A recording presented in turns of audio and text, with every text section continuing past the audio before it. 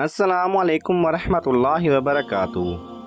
हज़रत जाबिर रज़ी अल्लाह ताला अन्हु फरमाते हैं कि मैंने नबी अकरम सल्लल्लाहु अलैहि वसल्लम से सुना, आप सल्लल्लाहु अलैहि वसल्लम फरमाते हैं, शैतान तुम में से हर एक आदमी के पास उसके हर काम के वक्त मौजूद रहता है, यहाँ तक कि उस आदमी के खाना खाने के वक्त भी उसके पास मौजूद होता है।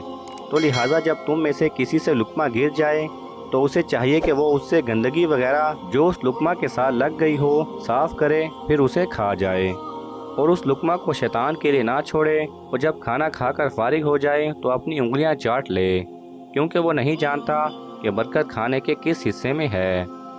सुभान अल्लाह।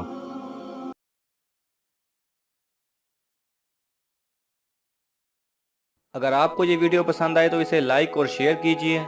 किसी भी किस्म के सवाल और इजहार राय की खातिर कमेंट्स कीजिए और मज़ीद ऐसे दिलचस्प वीडियोस देखने के लिए हमारे चैनल को सब्सक्राइब करें और साथ में बने बेल आइकन पर लाजमी क्लिक करें।